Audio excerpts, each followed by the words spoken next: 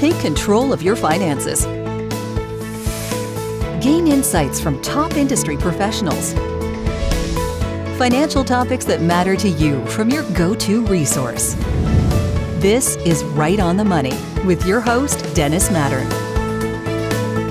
Hello and welcome to Right on the Money, the show that features financial advisors, insurance professionals, and fiduciaries who discuss financial topics that empower you to take control of your finances.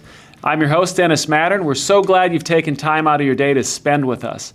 Now, of course, remember, you can also follow us on Twitter, Facebook, and LinkedIn. And in case you've missed us in the past, you can watch full episodes at rightonthemoneyshow.com. Now, today I'm pleased to be joined with my friend, Larry Lerner, owner and operator of Artist Business Management Group. Larry, great to have you here with us today. Thanks for inviting me back. I always enjoy coming on here. We love having you here. You're a great friend of the show. And today, for those folks that have never met Larry Lerner, who's Larry Lerner? Tell us about him. Well, I actually am an accountant by trade, and I actually am a member of probably one of the laziest professions in America, with a bunch of guys that just do the bare minimum. And I really decided that I didn't want that for life. What I wanted was to do something different. I wanted to pioneer something where we do a lot more than just accounting and taxes, so that I could make a difference in people's lives. Well, let me ask you this. That's interesting. Since you've transitioned a little away from your initial entry into the business world, what got you into accounting? I actually liked it. I actually was one of the few people that just liked the numbers and liked the taxing situation. I just love the whole structure in America on how taxation works. So you've done that. You've been an accountant and a CPA for how long? 35 years. And now you've transitioned more. You've got a great website, and I see that you've transitioned more into working with folks on their retirement money. Well, yeah, I basically didn't want to die of boredom. So, people laugh at it, but it's actually true. I felt that I needed to do something to make a difference. And it was best, I think one of the defining moments of my career was a few years ago. There was a lady that came in to have her taxes done, and she clearly just wanted her taxes done. Mm-hmm. And here I am doing my thing. My thing is basically, great, this is wonderful where you are today, but where are you going to be 20 years from now? What can I do to help you 20 years from now? And she didn't want it.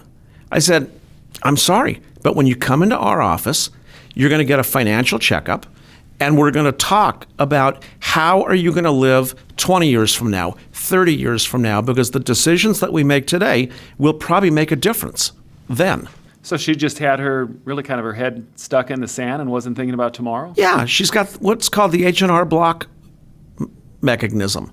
Come in, do your taxes. That's the one thing I never want to hear is, thanks, great tax return, see you next year. I don't want that. I want people to call me throughout the year. I want to be part of their lives and planning their lives so that they're not stuck being a senior citizen that cannot even afford to pick up their prescriptions at the pharmacy. And I see that. I've seen it many times where people just are scraping nickels together to buy their medication. Somebody screwed up, clearly.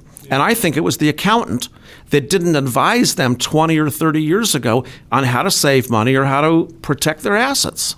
Now, that's a different service model and a different approach than probably, 95% of the CPAs that are out there? Yeah, absolutely. That's what defined my firm, and that's why I'm enjoying it so much, and that's why I've signed on to do this probably for the rest of my life.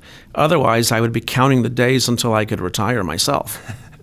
That is fantastic. So you've been doing that for years now, and you're located out in Los Angeles, correct? Los Angeles and San Diego. We have 2 offices. So in your opinion then, since you are a multiple threat practice, what would you say is the most important work that your practice does? Preventative maintenance, I think. Basically, sitting down with people and planning out their life and figuring out what can we do. It all comes into, there's a million stories out there, and you could title them, Don't Let This Happen to You. Mm-hmm. Okay, you're a smart guy. You've been in the business a very long time, and I think that you know all the war stories. Yep. And we can prevent. You can't prevent everything, but you can prevent a great deal of these things that go on, and you say, wow, that was not the right move. People didn't save money. they didn't know what to do with their money, or they lost all their money because they just didn't understand where to put their money. And these are the problems that we see. And it's sad. It really is sad out there. So where does one start? Where does the client process start? They should start young. And I think that my pet peeve in this industry of being an accountant is the do-it-yourself taxation. You're not going to get advice if you do TurboTax. You're not going to get anything. You can go to H&R Block and get the $12 an hour employee to do your tax return. He doesn't know anything about the future, about retirement, and about how you should plan your life accordingly. Yeah, and not to disparage them too much, but they are. Oh, I'll attack them. In my mind, they're all about volume and just move you on. See you next year. That's their motto. See you next year. See you next year. Well, one of the things we were talking about off camera a little while ago was the younger generation. And they, of course, millennials would be the term for them. They're great. Now. They are a fantastic group of individuals. And you've been working with millennials. How do you approach an age group like that? Carefully. They're a very educated group of people. They're smart. They're really doing well.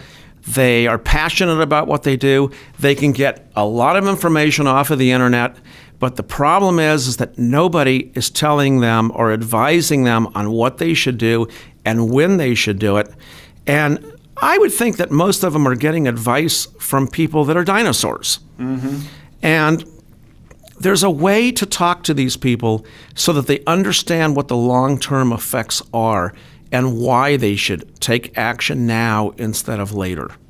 Now, you mentioned something earlier that really hit home because I have two 20-somethings in my house. And you mentioned, and I believe the term for it is the latte effect. That's a great line.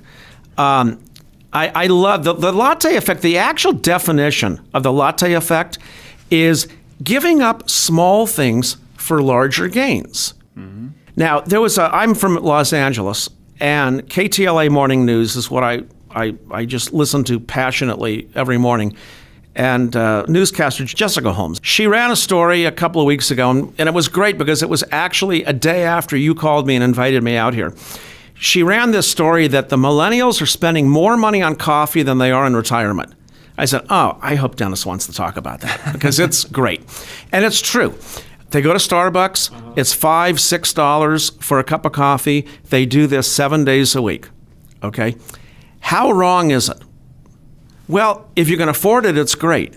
But the problem is that they are putting away nothing for their retirement because nobody told them why they should do it. And I think that they don't understand the power of long-term growth and what it will mean to them later. So what does that conversation look like? How do you start that? It's great. First of all, you've got these kids that come in and they just got out of college, they start their first job, and they're ready to conquer the world, and they actually don't know what to do. And there's always this feeling of, let me start later. Well, later becomes later and later and later, okay? And here's a prime example of it. Most of the kids that come in, I say, have you got an IRA or a 401k? Well, you expect to hear them say no, but actually a lot of them say, what's that? So they don't even, you don't learn this stuff in school. They don't even know where to start. They don't even know where to start. But they're actually getting poor advice from their parents of all people. I would say 8 out of 10 of the millennials that come in to have me do tax work for them are saying, my dad said that I shouldn't start anything for retirement until I've paid off my student loans. Now, have you ever thought about that one? Now, you know what? Actually, I just nodded. I did probably what millennials do. No, I don't. Okay, let me give you a prime example of it. Okay, I'm not asking for a lot of money. Let's assume a millennial can come up with $400 a month. They should be able to do that. Okay, if the millennial starts putting away $400 a month at 25 years old, and they're going to pay that $400 a month until they're 65 years old. Okay, and then the concept is that at 70, they're going to start pulling money out of that to live off of retirement. Okay, the 25-year-old that starts is actually going to get $192,000 a year tax-free. A year? Yes, a year, Wow. from age 70 until age 90, and I can do that for these kids. Now, if the guy starts doing that at age 35, let me show you the difference. It becomes $82,000 per year. That's a huge difference. Huge. How does that happen? It's the power of tax-free compound interest. And that extra 10 years, look at what it does for you. That's an amazing difference. So why would anybody want to pay off their student loans early when they can start putting away money for retirement? And I don't care where you put it. You can put it in the 401k. You can put it in a Roth. I like Roths, actually.